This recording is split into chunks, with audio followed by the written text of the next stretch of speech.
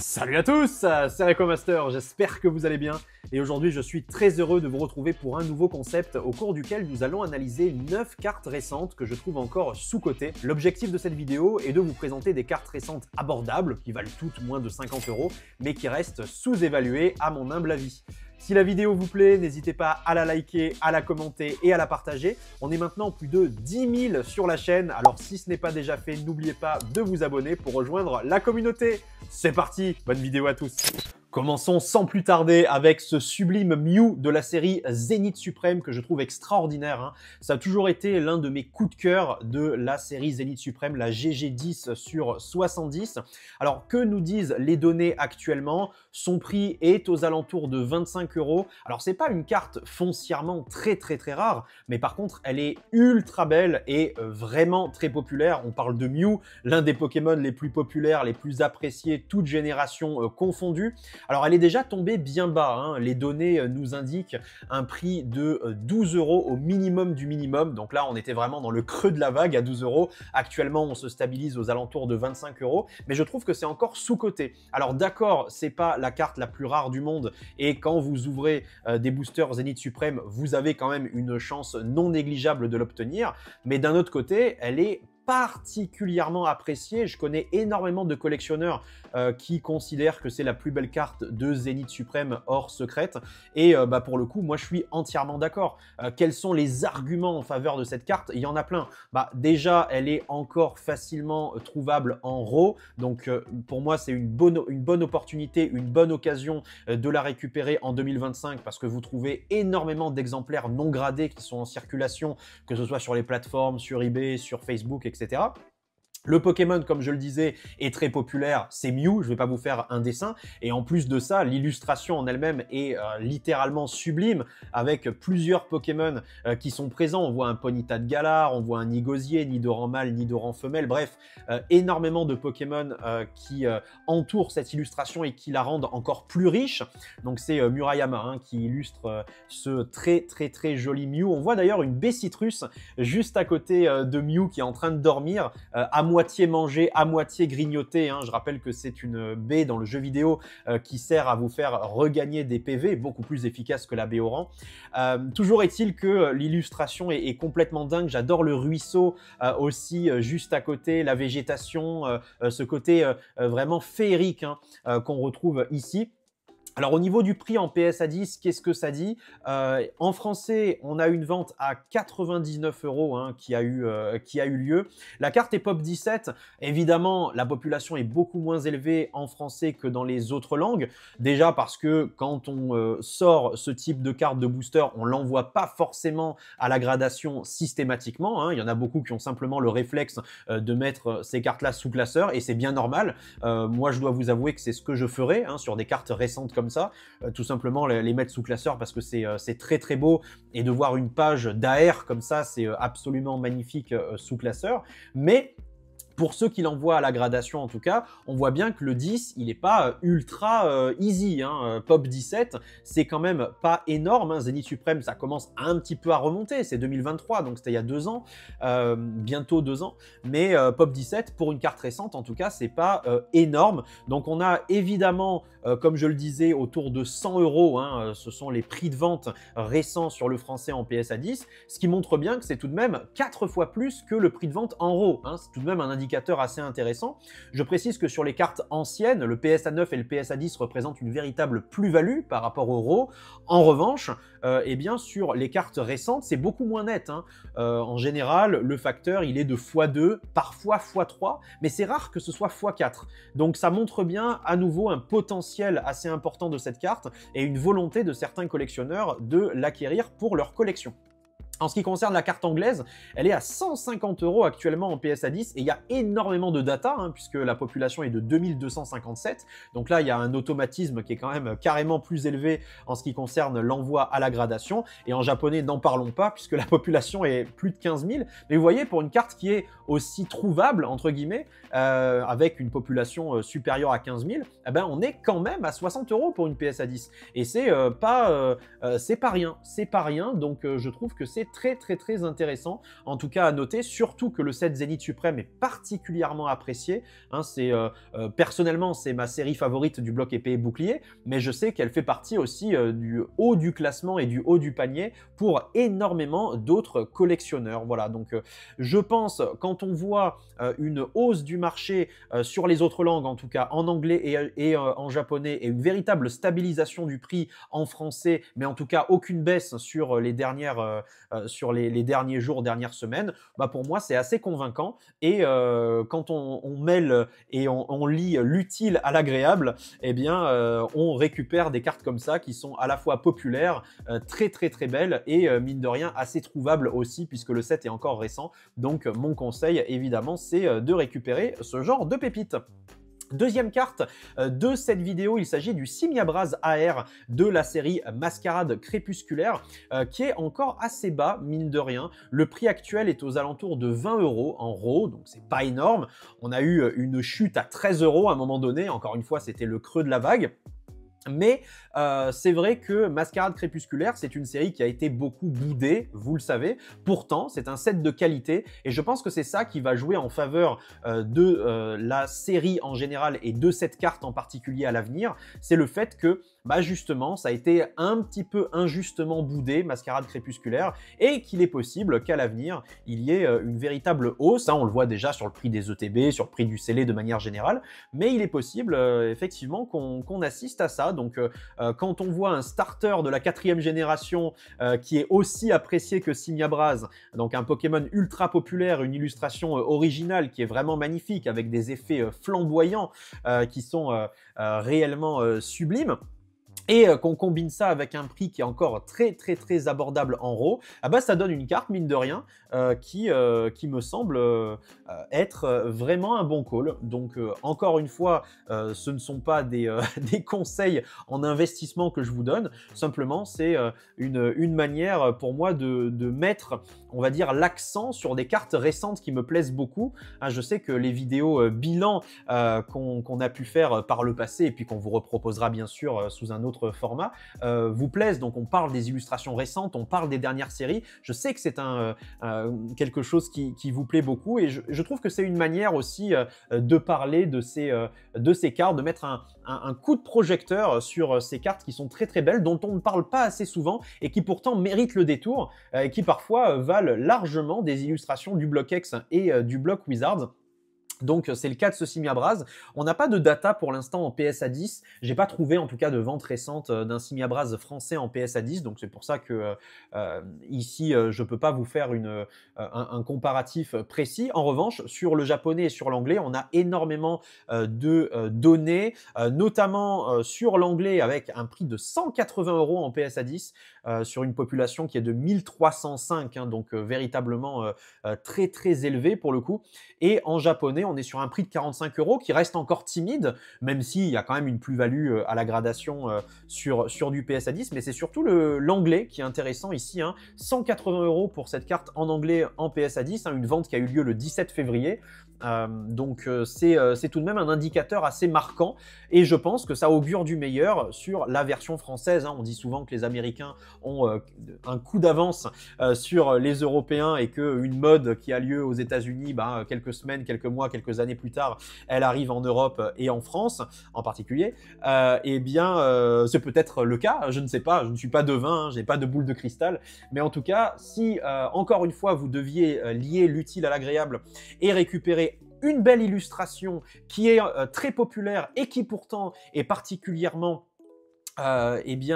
abordable en RAW et donc en carte nue tout simplement sur n'importe quel site, eh bien ça serait vers cette carte que mon choix se tournerait. Voilà, donc vraiment très sympathique ce Simiabraz. On continue avec le Yveltal de la série Faille Paradox, qui est vraiment super beau, hein, cet Yveltal. Une carte qui avait beaucoup fait parler, je me souviens à l'époque de la sortie de la série Faille Paradox, et puis ensuite on n'en a plus parlé du tout, hein, une fois qu'on est passé à autre chose, que Faille Paradox est devenu un petit peu du passé. Cette carte elle a été un petit peu reléguée au second plan, j'ai l'impression, c'est dommage, alors que pourtant elle est absolument magnifique.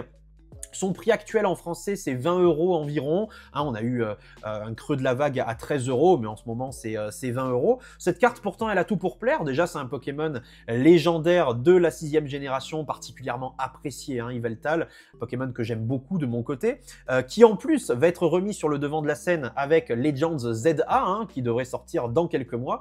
Et puis, c'est une illustration originale qui est absolument magnifique en termes d'effets, surtout le background, hein, avec toutes ces couleurs qui se répondent, qui pour moi sont absolument sublimes. En ce qui concerne le PSA 10, donc on a un prix de vente à 70 € en français. Hein, c'est ici une vente de 2024 que je vous partage. Hein, je n'ai pas trouvé plus récent.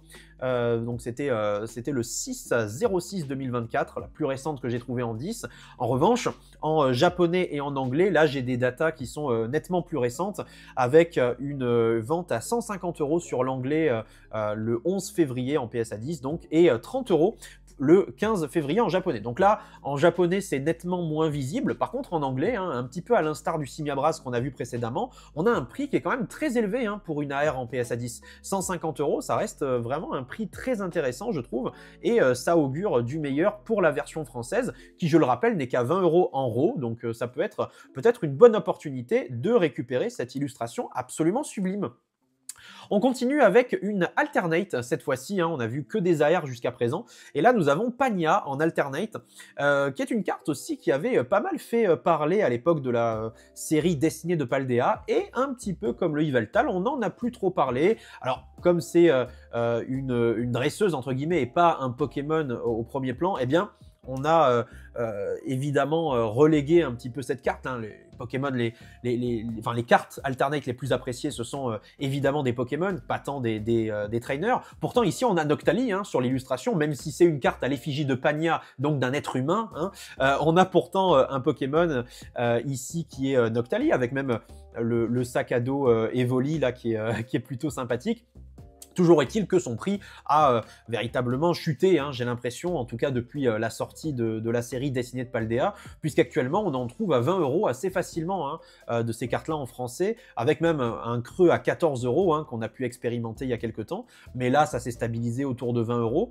Bon, la présence de Noctali, pour moi, à elle seule peut expliquer une hausse de cette carte à l'avenir. Et d'ailleurs, ça a expliqué pourquoi, au moment de la sortie de la série dessinée de Paldea, cette carte était autant appréciée. Puis ensuite, ça s'est calmé. Évidemment, elle se détache du lot, hein, je trouve, cette carte-là, dans le bloc écarlate et violet. Elle est très, très, très stylée. L'illustration est magnifique. Et évidemment, même si elle est encore largement abordable, pour moi, ça ne durera pas forcément, surtout quand on voit qu'en anglais, eh bien, pour une carte qui est population 951, hein, donc qui est vraiment très très très élevée, mais comme la plupart des alternates et des AR récentes, hein, vous allez me dire, eh bien, on atteint quand même des prix de 150 €, hein, encore récemment, hein, puisque c'est une date du 10 février dont je vous parle ici, hein, à 150 € en anglais.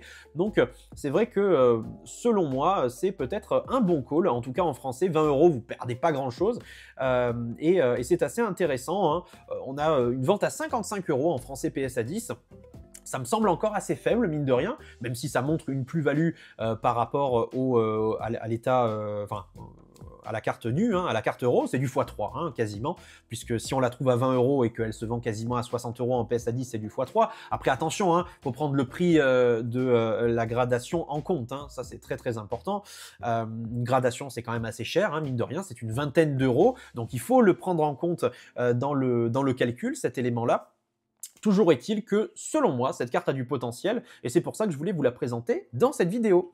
Nous continuons avec le Match Hopper de 151, qui est également une carte assez extraordinaire. Ce Match Hopper, il m'évoque beaucoup de souvenirs, parce que, évidemment, quand je vois surtout le bas de l'illustration, je pense tout de suite au tout début des jeux Ruby, Saphir, Emerald, quand le joueur s'installe à Bourg-en-Vol, hein, la ville de départ de la région de Hoenn. Évidemment, on a un camion un peu similaire à celui-ci qui s'ouvre avec des cartons, et dans la maison, on peut voir des Match Hoppers qui sont en train de faire le déménagement et qui portent des cartons. Voilà, donc je pense que c'est également une référence à ça, hein, même si les Match Hoppers avec leurs muscles sont connus pour porter des objets lourds et pour aider les humains au quotidien dans le monde Pokémon. Toujours est-il que c'est une carte qui est assez incroyable. Machopper, faut pas oublier que c'est un Pokémon issu de la première génération, un style très apprécié et véritablement différent de tout ce qu'on a pu voir dans la série 151, et une population qui reste encore très faible en français en PSA 10, hein, puisque la carte n'est que Pop 6, et tous ces éléments réunis font que pour moi, cette carte a réellement du potentiel à l'avenir, alors qu'actuellement, on peut la trouver encore aux alentours de 25 €, ce qui est quand même relativement peu cher. Les AR et les Alternate 251 ont explosé en termes de prix. Elles ont quand même beaucoup augmenté par rapport à l'époque où la série est sortie. Malgré tout, ça reste encore abordable pour certaines. Machopper en fait partie, elle est encore très abordable. Et c'est pour ça que, selon moi, on peut mettre une petite bille dessus tout de même. 65 € en PSA 10 en français, ça reste quand même un prix qui est pas mal pour une AR, même s'il y a un énorme potentiel d'évolution. En anglais, on est à 110 €, donc c'est élevé sans non plus être révolutionnaire par rapport aux cartes qu'on a vues précédemment, mais c'est tout de même pas mal. Et en japonais, par contre, elle n'a pas encore décollé, mais cette carte, elle est tellement belle, on n'en parle tellement pas assez de cette illustration que je voulais mettre un coup de projecteur dessus. Donc c'est chose faite, je vous en ai parlé. On continue avec ce magnifique Karchakrok X Alternate de la série Five Paradox. J'étais persuadé que cette carte allait exploser littéralement et qu'elle n'allait pas redescendre. Je me suis un petit peu trompé jusqu'à présent. Pourtant, c'est étonnant, c'est un Pokémon qui est ultra apprécié, Karchakrok. Pokémon de type Dragon Sol, vous le savez, qui est très souvent mis en avant dans le TCG, qui est très apprécié des fans, notamment à cause ou grâce au fait qu'un Karchakrok est détenu par Cynthia, maître de la ligue de la 4e génération, qui est l'un des personnages les plus appréciés de Pokémon. En plus, Cynthia qui va revenir dans les prochains sets, vous avez dû voir la carte de Roserad qui a été annoncée, qui a été dévoilée, qui est absolument sublime et qui va bientôt arriver. En plus de ça, selon moi, c'est une des rares cartes Terra Crystal qui est absolument magnifique en termes d'illustration. En général, c'est vrai, même dans mes bilans, j'en parle régulièrement, les cartes Terra Crystal, j'ai un petit peu de mal. Je trouve que ça fait un peu fouillis, il y a trop d'informations, trop de détails, et parfois, trop de détails tue le détail. Et c'est un petit peu ce que je reproche aux cartes Terra Crystal, qui n'ont pas cette clarté et cette simplicité que j'aime tant dans les illustrations de Pokémon. Et là, c'est pas le cas, justement. Ce Karchakrok-là, il est très simple et à la fois intimidant, il prend une belle posture, une belle pose. J'aime beaucoup le décor aussi avec ses effets aquatiques. Il est à son avantage, en fait, véritablement. Et donc, c'est pour ça que j'aime tant cette Alternate-là. Et puis c'est une carte, mine de rien, qui commence à se stabiliser sur un prix assez haut en PSA 10 aux US. On a pas mal de ventes aux alentours de 190-200 € en US, en anglais donc PSA 10, avec une population de 876. La dernière que j'ai vue datait du 12 février, donc c'est véritablement très récent. Mais toujours est-il que c'est une carte qui, selon moi, a véritablement beaucoup de potentiel. Son prix actuel est de 60 € en français. Alors, c'est beaucoup et à la fois pas beaucoup, parce qu'on parle ici d'une Alternate, c'est pas une simple AR, d'un Pokémon très apprécié, une grosse halte, grosse rareté. Donc, 60 €, quand on prend en compte tous ces éléments, c'est pas forcément un prix qui est non plus si déconnant que ça. Voilà. Et on a eu un prix bas à 40 €. Donc, en fait, le plus bas dans la courbe, le plus bas auquel, le prix le plus bas auquel vous pouviez récupérer cette carte, c'était 40 €. Voilà, donc effectivement, c'est quelque chose qui, selon moi, a véritablement de l'avenir, a véritablement du potentiel. Je miserai sur ce Karchakrok. Encore une fois, c'est un peu le credo de cette vidéo. On va lier l'utile à l'agréable, puisque de toute façon, ce ne sont que des illustrations que j'aime, des coups de cœur, et je pense qu'une majorité d'entre vous apprécie aussi ces illustrations-là. Donc, dans tous les cas, c'est pas perdu d'avoir des cartes comme ça dans sa collection, quel que soit le prix d'évolution de ces cartes, ça reste quelque chose de très beau, de très esthétique et de très cool à avoir dans sa collecte. On continue avec le Créfollet AR de la série Étincelle déferlante. Hein. Elle est vraiment sublime, cette illustration. Donc, en français, elle est Pop 1 pour l'instant en PSA 10. On n'a pas d'autres exemplaires gradés en 10. Donc, c'est pas forcément signe d'une rareté absolue. C'est simplement que la série déjà est très récente, hein, Étincelle déferlante. En plus de ça, les gens n'ont pas forcément, évidemment, l'automatisme d'envoyer à la gradation, comme je le disais, les AR. Et encore une fois, c'est quelque chose que je comprends totalement parce que moi-même, j'en ai envoyé très peu des AR à la gradation. Autant c'est un automatisme sur le bloc X et le bloc Wizards, autant sur les séries récentes, c'est pas forcément le cas. Voilà.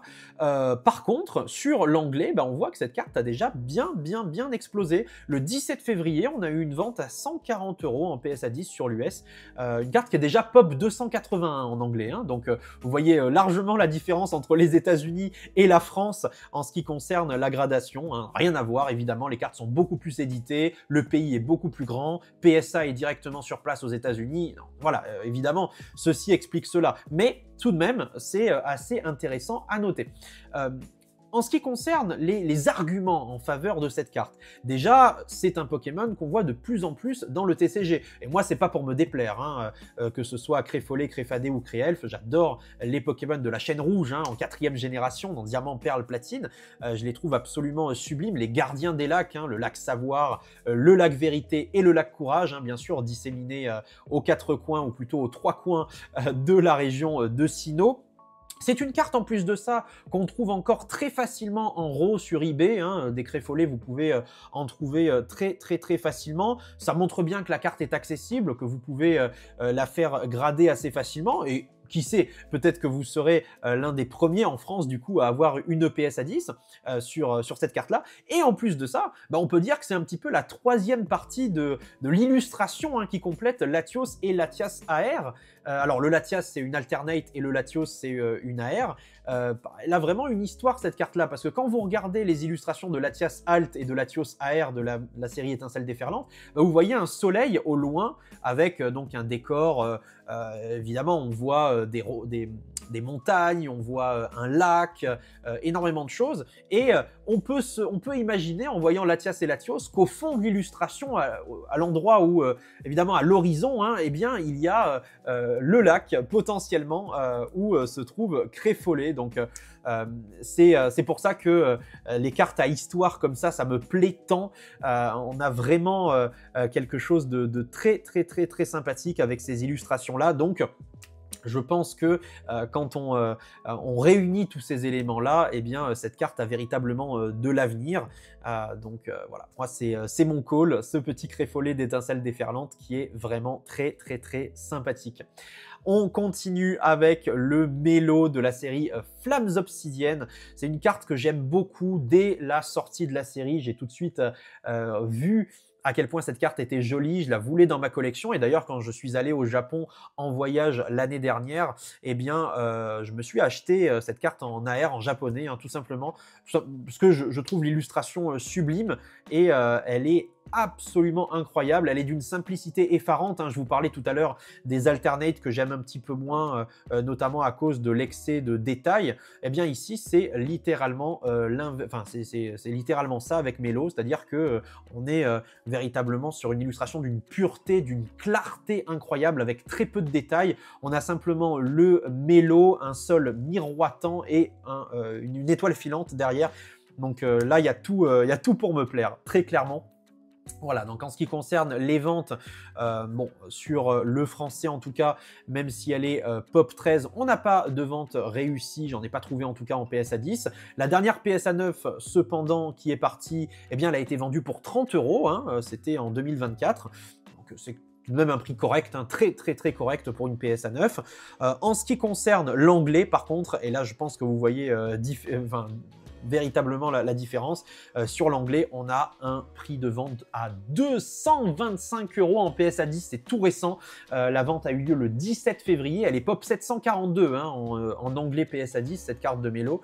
Donc c'est absolument incroyable, c'est un prix ahurissant, hein, véritablement. Quand on voit qu'en France, on peut avoir des exemplaires de ce mélo en RAW hein, pour 25 €, bah, on se dit que franchement, ça reste très très très accessible et très abordable, parce que même en japonais, c'est quand même 60 € en PSA 10, et c'est vraiment, vraiment pas rien pour une simple AR sur un bébé Pokémon, mine de rien. C'est un très très très beau prix. Voilà, donc en termes de popularité, je pense que mélo, il est tout de même assez apprécié, à l'instar des autres bébés Pokémon. Lilu, elle est encore sous-cotée, alors que pourtant, je la trouve complètement dingue. Bref, si évidemment je pouvais vous donner un conseil, ça serait de récupérer cette très très belle illustration pour votre collection personnelle, que vous la gradiez ou pas, hein, peu importe. Mais en tout cas, elle est absolument incroyable, cette magnifique carte de mélo. On termine avec le Persian AR qui est incroyable, hein. Cette carte, elle est trop belle. Pourtant, elle appartient à une série qui est encore assez boudée, hein, mine de rien, c'est Fables Nébuleuses. Et au-delà de ça, les prix de vente sont complètement dingues, hein, franchement.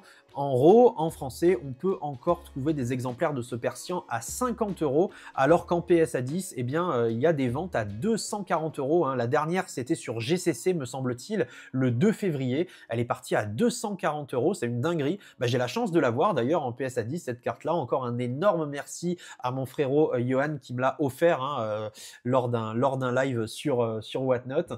Mais voilà, c'est une vraie dinguerie. Je pense que c'est potentiellement avec Groudon l'AR qui vaut le plus cher, en français en tout cas, en PSA 10, avec le Magikarp aussi bien sûr, mais ouais, vous avez probablement Magikarp, Groudon et Persian, ça doit être le top 3, j'en oublie peut-être hein, quelques-unes dans mon raisonnement là, mais c'est assez dingue de se dire qu'une carte qui est déjà pop 19 en PSA 10 français, eh bien part pour des sommes aussi hallucinantes, alors que vous pouvez encore la trouver en RAW à 50 €, hein, je le répète, mais c'est véritablement une carte qui est très récente, qui vient de sortir, et enfin qui vient de sortir il y a quelques mois maintenant, mais tout de même, elle n'est pas si vieille que ça, et pourtant, elle arrive déjà à des prix hallucinants en PSA 10, hein. Là on est sur du x4, x5 même, c'est complètement dingue, et regardez le prix en anglais, 350 €, une vente qui a eu lieu le 16 février, 350 € en PSA 10 en US, bref, la carte, elle pète absolument tous les cadrans,